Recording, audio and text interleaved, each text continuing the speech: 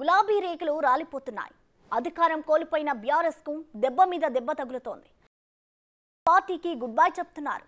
BRS ను వీడేందుకు సిద్ధమయ్యారు నాగర్ కర్నూలు మాజీ ఎమ్మెల్యే మర్రి జనార్దన్ రెడ్డి.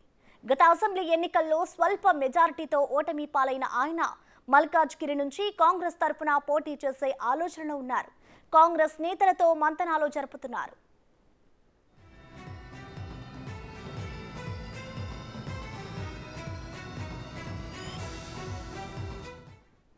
దీనికి సంబంధించి మరిన్ని వివరాలు మా ప్రతినిధి శంకర్ అందిస్తారు.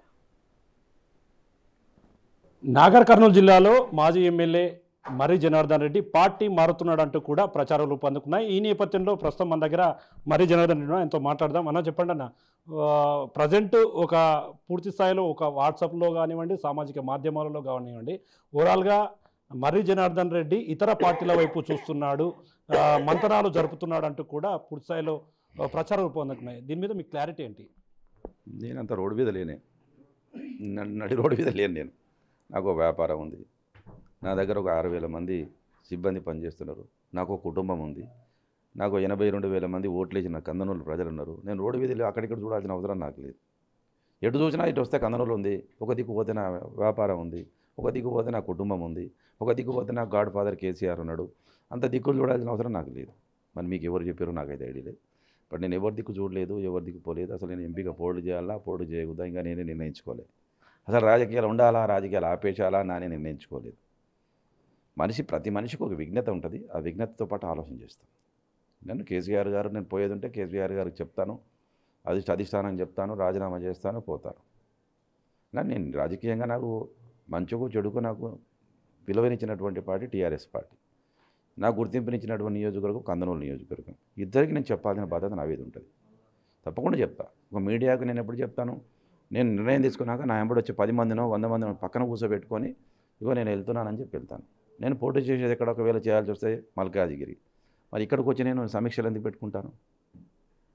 సమీక్షలు పెట్టుకొని ఎందుకు ఓడిపోయినాం, అసలు ఏం తప్పు జరిగింది, దేనివల్ల ఓడిపోయినాం అనేది అనేది సమీక్షలు పెట్టుకున్నాం. ఇప్పటివరకు 119 మంది ఎమ్మెల్యేలు ఎవరు పెట్టుకోవాలి, నియోజకవర్గ మండలాల వైజ్గా గ్రామాల వైజ్గా ఎక్కడ సమీక్ష పెట్టుకోలే. ఫస్ట్ వ్యక్తిని నేను పెట్టుకున్నా. అసలు ఎక్కడ తప్పింది, బూత్ వైజ్గా ఏ బూత్లో ఎన్ని ఓట్లు మైనస్ వచ్చినాయి, ఎందుకు మైనస్ వచ్చినాయి, ఆ బూత్లో మనకి ఎందుకు వచ్చింది, ఏ క్యాస్ట్ వాళ్ళు మనకు చేయలేదు, అక్కడ ఉన్న స్థానిక నాయకుడు వలన, నా మీదన, ప్రభుత్వం మీదన ఎందుకు మైనస్ వచ్చిందని నాయకులతో ఒక చిట్టీల రూపంలో వాళ్ళు మాట్లాడే విధంగా సమీక్ష నిర్వహించారు. 4 మండలాలు అయిపోయినాయి. ఇంకా 2 మండలాలు ఉన్నాయి. 5వ తారీఖు నాడు అయిపోతే 10వ తారీఖు నాడు కేటీఆర్ హరీష్ రావు వస్తారు. నియోజకవర్గ పార్లమెంటు నియోజకవర్గ సమీక్ష ఏర్పాటు చేసినాం. 2,700 బూత్కు 10 మంది చొప్పున 259 బూతులు ఉన్నాయి మా దగ్గర. 2,700 మందితో మీటింగ్ ఏర్పాటు చేయబోతున్నాం. మరి నేను ఒకవేళ అక్కడ మల్కాజ్గిరిలో పొడి చేసి ఇక్కడ ఎందుకు వచ్చి పని చేస్తా, ఈడొచ్చి నేను పని చేస్తాను. మల్కాజ్గిరిలో పోయి దండం పెడితే 4 ఓట్లు పెరుగుతాయి కదా. అంటే అన్న, వాళ్ళు మంత్రాలు అంటే మీరు వాళ్ళతో మంత్రాలు జరపలేదు, కానీ కొన్ని ప్రధాన పార్టీలు మీతో మంత్రాలు జరిపాయి, మిమ్మల్ని ఆహ్వానించాయంటూ కూడా తెలుస్తుంది. దీని మీద ఏం చెప్పదలుచుకున్నారు? అంటే నేనేమంటున్నా, రాజకీయ నాయకుడిగా గుర్తింపు కలిగినట్టు నాయకుడిగా మర్రి జనార్దన్ రెడ్డి ఒక సామాజిక సేవా కోణంలో రాజకీయాలు చేస్తున్నాడు. ఇలా కేసీఆర్ ఓడిపోయాడు కామారెడ్డిలో, రేవంత్ రెడ్డి ఓడిపోయాడు కామారెడ్డిలో, ఉత్తమ్ కుమార్ రెడ్డి ఓడిపోయాడు. ఇలా ఓడిపోయినప్పుడు రేవంత్ రెడ్డి 2018లో ఓడిపోయాడు, మళ్ళీ ఎంపీకి గెలిచాడు, ముఖ్యమంత్రి అయ్యాడు. ఓటములు గెలుపులు సహజం రాజకీయంలో. కొద్దిగా బాధ ఉంటుంది, ఆ బాధ నుంచి తేరుకుని ఇప్పుడే ఆ తేరుకున్న తరుణంలో మళ్ళీ ఇదొకటి నా మీద ఒక మచ్చలా పడ్డది. దానికి మీరందరూ వచ్చి అడిగాడు కాబట్టి నేను సంజాయిస్తున్నా. ఒకవేళ పార్టీ మారితే నేను దొంగలాగా మారాలి, నేను దొరలా ఉన్న రాజకీయాల్లో దొరలాగానే ఉంటా, ఒక మంచి స్థితి కలిగిన నాయకుడిగా ఉంటా, ఒక నాయకుడిగా ఉంటా, మచ్చలేని నాయకుడిగా ఉంటా. నేను చెప్పలేదన్న, అంటే కాంగ్రెస్ వాళ్ళు మాట్లాడారా, బీజేపీ వాళ్ళు మాట్లాడారా, ఎవరు మాట్లాడారు? నేను ఏమంటున్నాను మీకు ఒక మాట చెప్పా. ఇలా రాష్ట్రంలో, దేశంలో ఈ పార్టీ నుంచి ఆ పార్టీకి, ఆ పార్టీ నుంచి ఈ పార్టీకి ఆఫర్లు వస్తూ ఉంటాయి. ఇప్పుడు మా పార్టీలకు చాలామంది టీఆర్ఎస్ పార్టీలకు వెళ్ళి కాంగ్రెస్కి వెళ్ళి వచ్చిన వాళ్ళే ఉన్నారు, బీజేపీకి వెళ్ళి వచ్చిన వాళ్ళే ఉన్నారు, ఓడిపోయిన వాళ్ళు మంత్రులైన వాళ్ళు ఉన్నారు. వాళ్ళ భవిష్యత్తు వాళ్ళ అదృష్టం అట్లా కలిసి వచ్చింది. మనం ఏం చేస్తాం దానికి? నేనేమన్నాను, నేను అసలు పార్టీ పోటీ చేయాలని నిర్ణయమే లేనప్పుడు నా మీద మార్చేస్తే నేనేం చేయని చెప్పండి. అంటే వెళ్ళిపోమని మీరే చెప్తున్నారు, పార్టీ పోటీ చేయమని మీరే చెప్తున్నారు, నాకు ఆశ లేనని మీకు ఆశ కల్పిస్తున్నారు, నేనేం చేయని చెప్పడానికి? మళ్ళీ దానికి నేను సంజాయించుకోవాల్సి వస్తుంది. తప్పు చేసి సంజాయించుకోవడం, కానీ తప్పు చేయకుండా సంజాయించుకో. ఫస్ట్ నేను రాజకీయాలు చూస్తాను, ఎక్కడ చూస్తలేను మరి ఎందుకు నాకు.